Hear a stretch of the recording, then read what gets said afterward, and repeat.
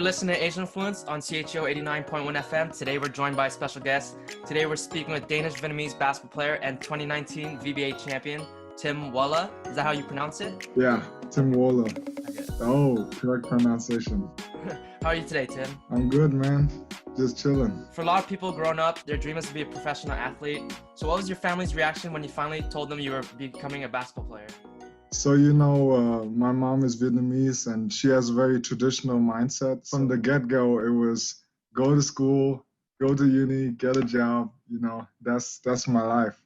When I got offered by Coach Tony to practice with the Saigon Heat, kind of threw things off. My mom, she was at first a little bit apprehensive. It's not a normal thing at all. Thankfully, it worked out for the best, and now I'm playing for a professional for 5 years. Did you get good grades and stuff? Yeah, I was a pretty good student. I was a typical student, man. Being a basketball player has taken you around the world. Where has been your favorite place to travel in Southeast Asia? So in the Asian Basketball League, we travel to a lot of countries, but I have to say my favorite countries are Thailand, Taiwan, and Hong Kong. When I travel to just eat everything, Thai food is so cheap and delicious, and then Taiwan and Hong Kong got like night markets and stuff. Yeah, my co-host, she's from Thailand, so she's gonna like that you mentioned Thailand as one of those destinations. Yeah. Shout out Thailand. And since the inception of the Saigon Heat and the VBA, are you aware of the impact that you and your teammates have growing the sport of basketball in Vietnam?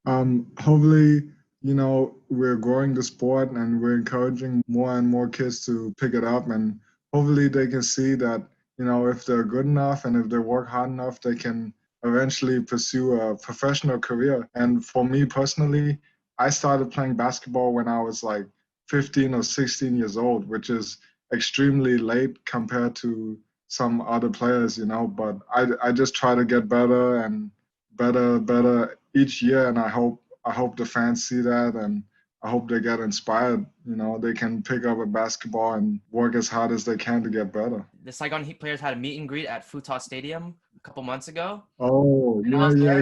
There were so many people who showed up to come see you guys. You guys said you would only be there till 9, but you guys were there till 10 taking pictures. Yeah, I remember that at Phu Thai. I actually used to play there when I was younger with my friends. And I'm sure there are plenty, but what has been your favorite so far as a professional basketball player? My favorite moment?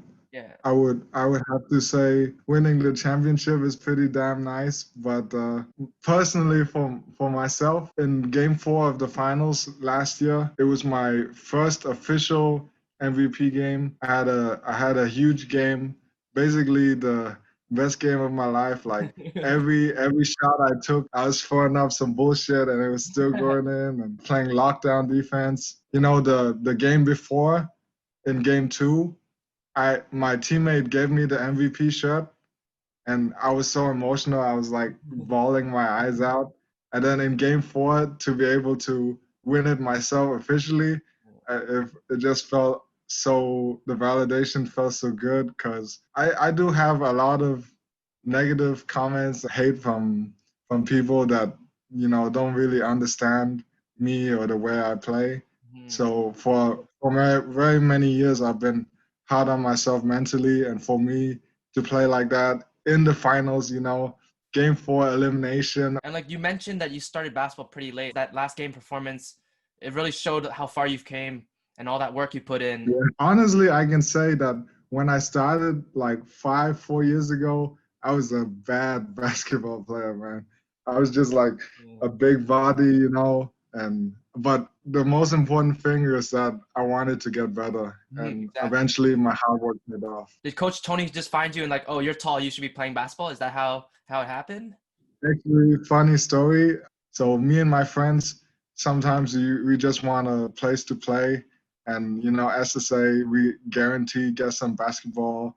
So we signed up, and then I was like the biggest kid there, and so Coach Tony was like, okay, you come practice with us to see how it goes. Our listeners want to know, what is your favorite Vietnamese food? Favorite Vietnamese comfort food?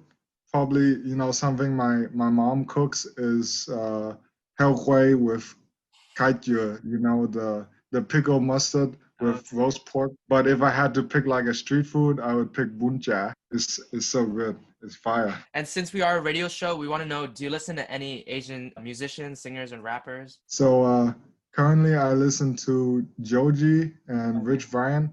Joji is probably my favorite though. Funny story.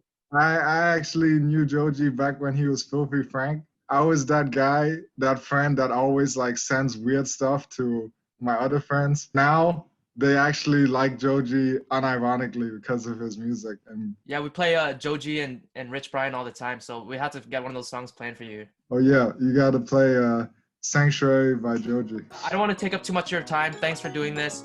To listeners, be sure to give Tim a follow on Instagram at tim.waale. For those who don't know how to spell his last name, follow him as he continues his journey as a professional basketball player in Asia. Thanks, Tim. Thanks for having me, Chris. Wait. It's time to go back to back, bro. Yeah, nice. Back to back. VBA champion. All right, thanks, man. All right, see you, Chris.